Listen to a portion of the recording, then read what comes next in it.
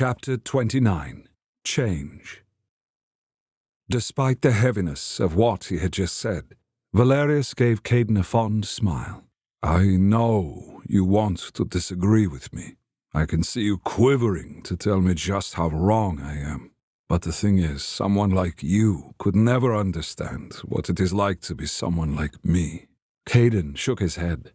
Or Iolair did, or both of them did. It was hard to tell. "It's true." Now, they let out a burbling cry and pressed their nose against Valerius's chest, clearly to tell him he was adored and was worth being adored. Valerius laughed.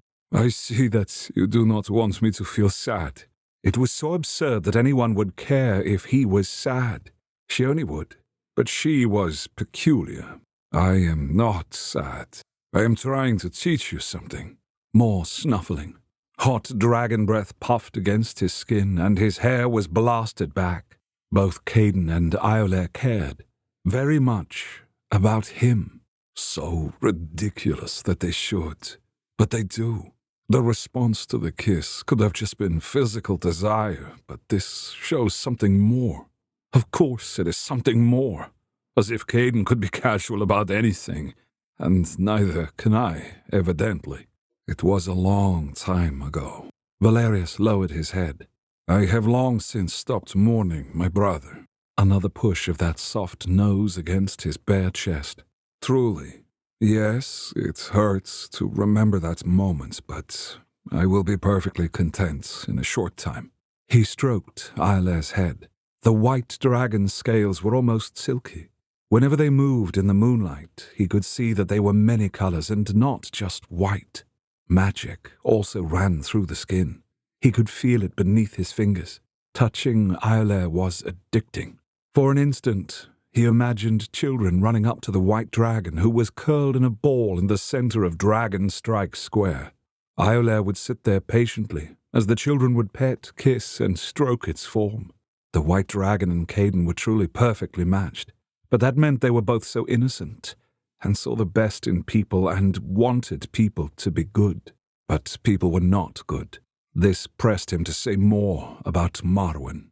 "Simply reminiscing about my brother and my past life was not why I told you that story." He met those blue eyes again. "I wanted to impress upon you just how different we are, even though we are both dragon shifters, and to make clear to your trusting little soul that you cannot trust any of the other dragons. I know you will want to befriend them." Those eyes went wide. Iolair was excited at the thought of meeting other dragons, probably thinking they could frolic. He pinched the top of his nose. He knew it. The white dragon wanted to be among others of its kind. Thankfully, Caden was alarmed. At least he wasn't ready to flop over onto his back and expose his belly. "I realize that you do not want anyone to know that you are the white dragon shifter, Caden, especially the other dragons, but I do not know if that is possible. We will try." He sighed. "And it might work, for a time. They will not leave until they meet him." Valerius muttered to Raziel. "They will leave when we make them leave." Raziel growled. Yes, I suppose so. It might come to that." Valerius agreed. Caden Iolair looked at him as if reading his mind.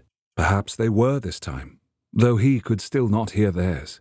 They made a sound that said the last thing they wanted was him to fight anyone, especially not on their behalf. "Fighting is what dragons do. Well, maybe not you." Caden Iolair trilled at him and snuffled against his chest once more.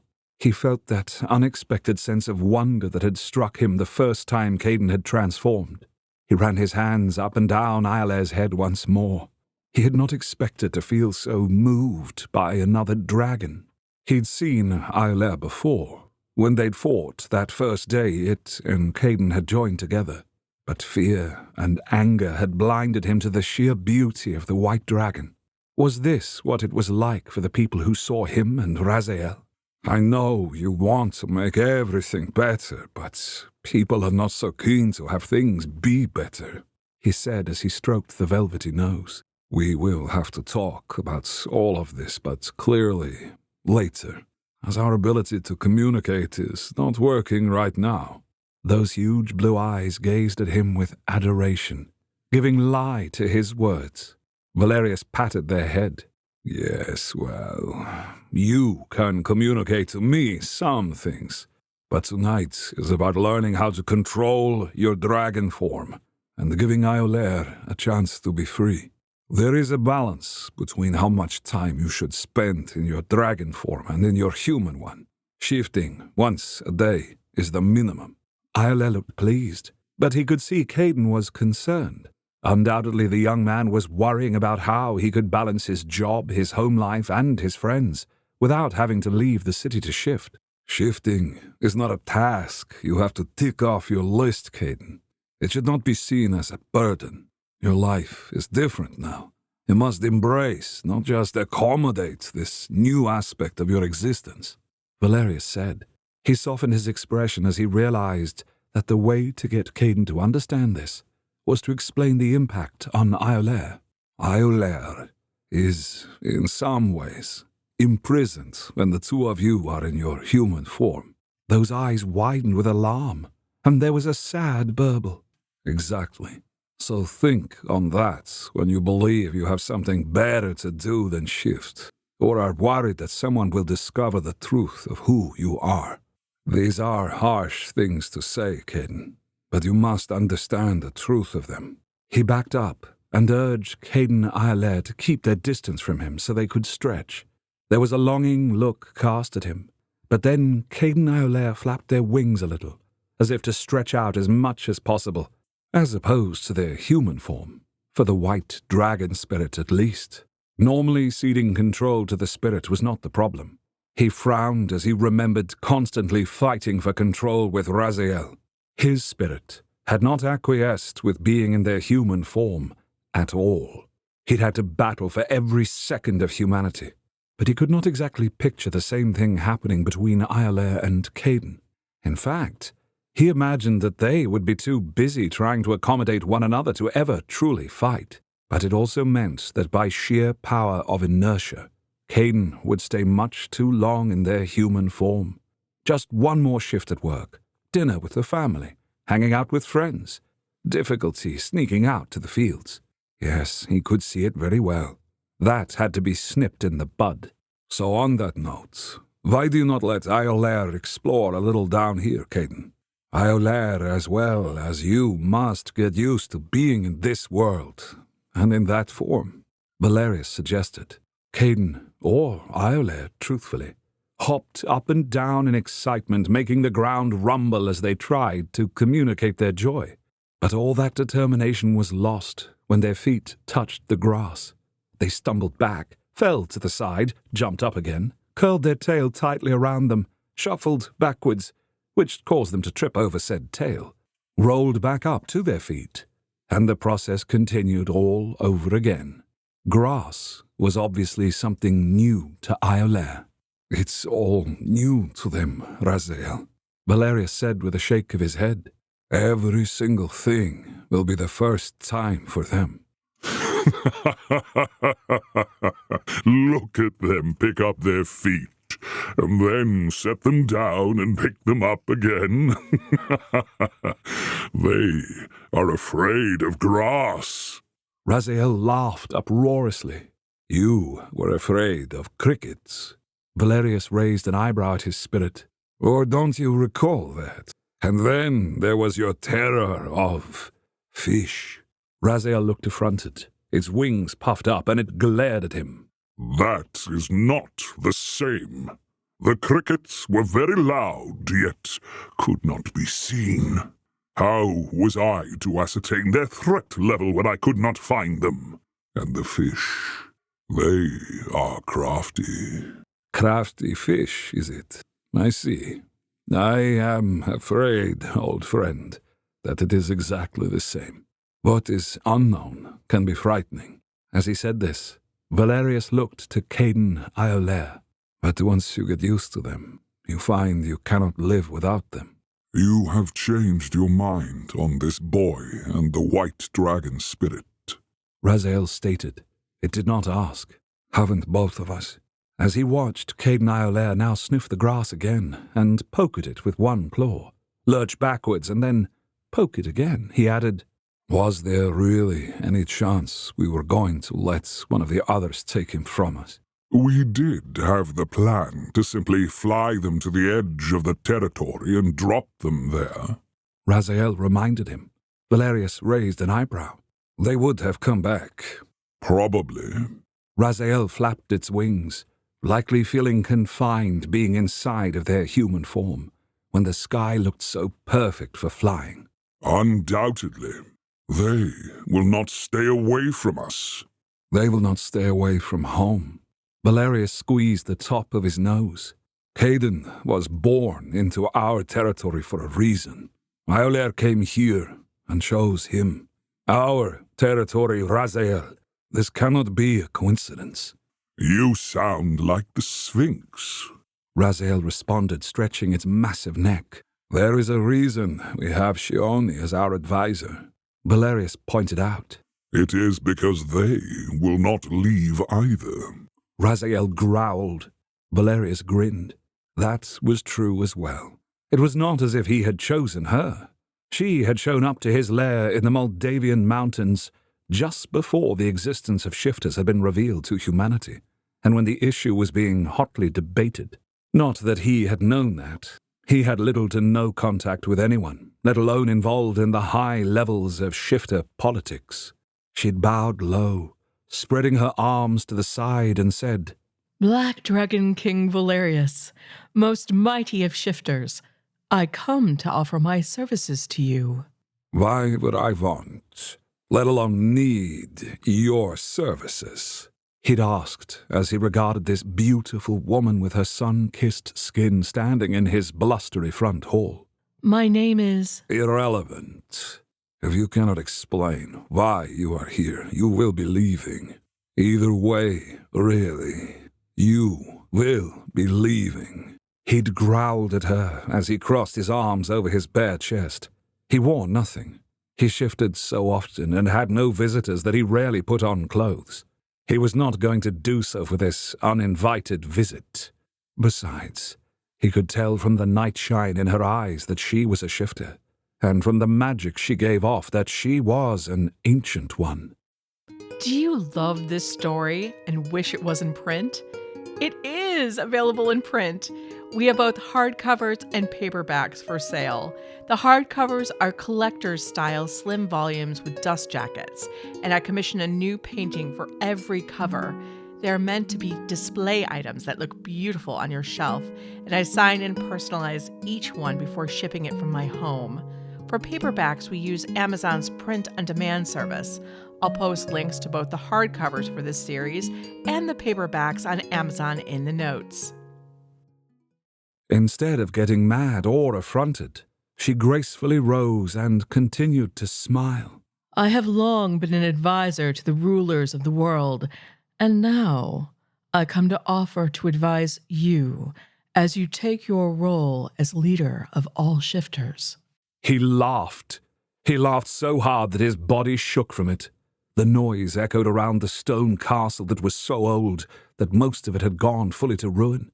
But it was high up in the mountains, where no one went any longer, and where the cloud cover was low. There was also a large series of caves where they could sleep in their dragon form. He spread his arms wide to encompass the tumbled-down front hall. I am the king of the world. Don't you see? Valerius scowled. I care to rule no one and nothing. If everyone were to leave this world, I would find it pleasant. I am afraid that by staying in the shadows, Black Dragon King, and not taking your rightful place in this world, you will find that even in this desolate spot, that you will have no peace. She answered agreeably. He frowned at her. Anyone who comes here Leaves? She let out a small laugh. I'm sorry, I shouldn't tease you, but if you were half as disagreeable as you are pretending to be, I would not have made it this far. You would have punted me off of this mountain immediately. I still could. He warned her, his voice growing more growly. But he was impressed that she'd noticed this. She was not a fool. She likely read people well. He, on the other hand, was very out of practice. Yes, you could. She laughed, almost delightedly. But you won't, because you have been alone for too long. I prefer to be alone. His jaw clenched. But had he not allowed her to approach in order to hear another voice? Dragons do need their solitary moments. She agreed. But not all the time. Besides, the world needs you. The world needs no one. It spins on regardless. The people on it, then. She accepted the correction with grace. He was just tired of shifters and humans thinking that somehow they were necessary to the world. They were not. The world was quite beyond them. Then what do the people of this planet need from me? He asked. The debate as to whether to reveal ourselves to the humans has taken a turn towards revelation. She told him. He scowled. That argument has been made millions of times. Yes, but human technology has gotten to a point where our existence will be revealed either with or without our consent. She answered him. You have retreated to this desolate space because it speaks to your nature, but in truth, if you hadn't, you would have been forced to in order to remain a secret. Others cannot, or are not willing, to take such measures. He let out an angry snarl. They think the humans will welcome them with open arms if they reveal themselves. There will be chaos, and more than that, there will be death on both sides. Yes, the revelation of our existence will shake humanity to its core. Some of its institutions will simply crumble under the weight. Nothing will be the same.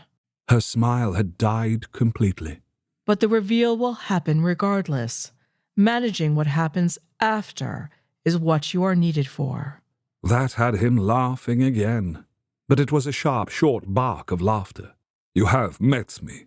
Do you think I would be a good politician? Because that is what you need. That is not all of what is needed.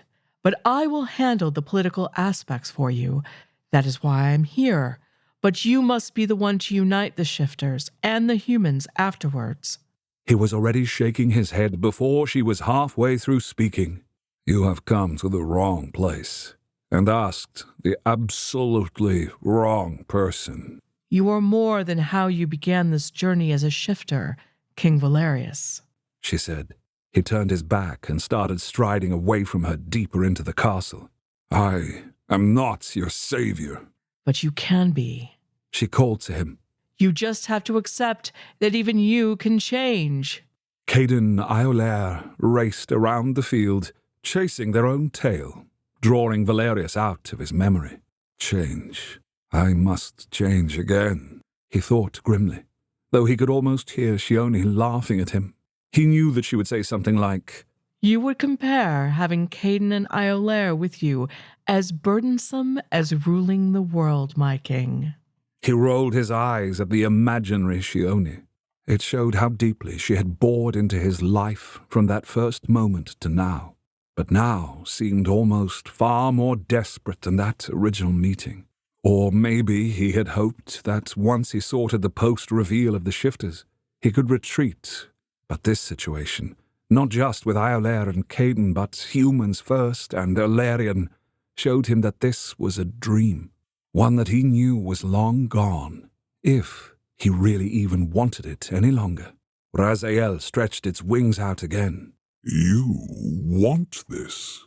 You want us to Change, Valerius answered, but he looked grim. We must change again. Trouble comes with change. You know this. And allowing others Raziel tracked the frolicking white dragon. into our life will cause weakness. And strength, Valerius added.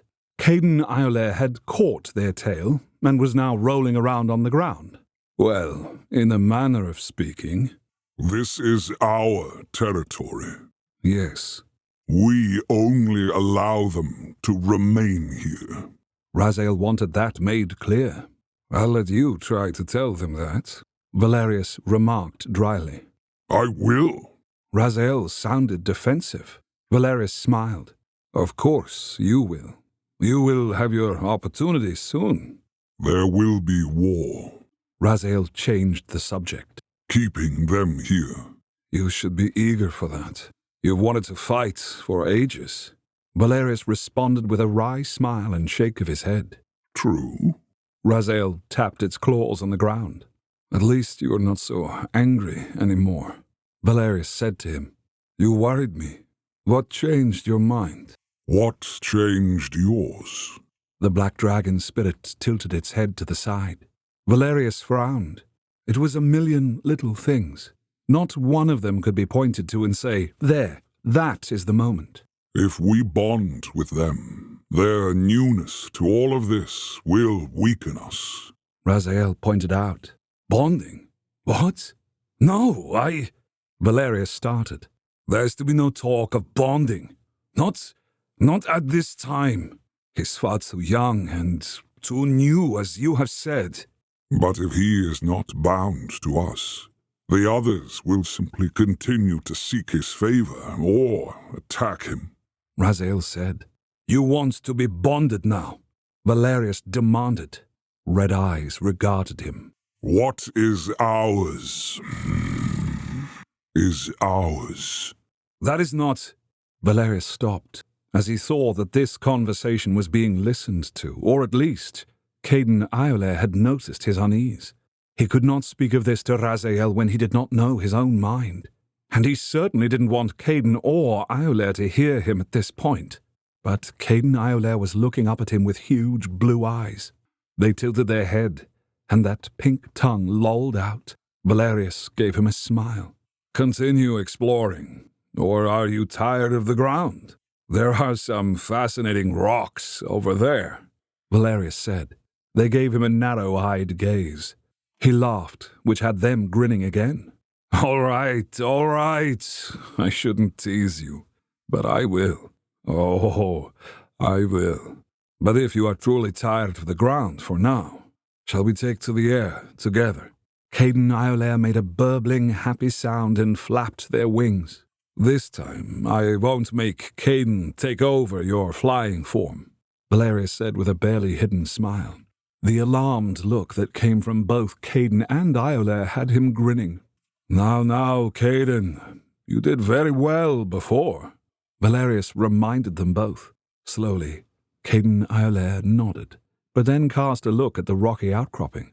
They were clearly pointing out that their last attempt, with Caden taking control, was not exactly a success. Valerius smiled. Now, failure teaches far better than success. I will tell you about my first time flying, but later. We need to take to the skies now, together. Finally, Raziel murmured with approval, and Valerius felt Raziel surge forward. Their human form was transformed in a moment to that of the titanic dragon form. When he opened his eyes, Caden Iolair was now below him. He was 1.5 times the size of the white dragon. Caden Iolair was looking up at him with wide blue eyes. Their mouth was parted in awe. They are so tiny, delicate. Raziel snorted, but there was no sense of criticism, but more of almost fondness. They were able to fight us, Valerius reminded. Raziel shook their head. Strong but mighty. Perhaps, but things would have gone far differently if the battle had continued. Yes, Valerius had to concede that. He shuddered at the thought of a broken white body on the ground. Are you glad that it did not? There was the slightest pause, and then Raziel nearly whispered, Yes. Valerius smiled. But whatever he was going to say was lost, as Caden Iolair got up on their hind legs in order to be eye to eye with them. He lowered their head to make it completely even. Then a clever pink tongue licked their nose, before Caden Iolair turned and dashed away, before looking over their shoulder at him. Chase me. Play. Chase me. Let's fly. Valerius heard from them. The white dragon took flight, flapping their wings gracefully before soaring upwards. Chase them? Play? Valerius narrowed his eyes as both he and Raziel smiled. Let us fly indeed. And then Valerius and Raziel powerfully flapped their huge black wings and lifted off the earth and into the skies. But unlike before, where he would simply set his sights on a star and fly, he focused on the white, flashing form of Caden Iolaire. This audio story is free for you to listen to, but not even close to free to produce. If you want to support this podcast and enjoy the unedited chapters with the sexy parts we had to cut out for the public podcast, why not subscribe to our membership site for a month or two? You'll get to hear all the chapters we've posted so far, complete with romantic scenes you missed out on. Sign up link to the subscription site is in the notes.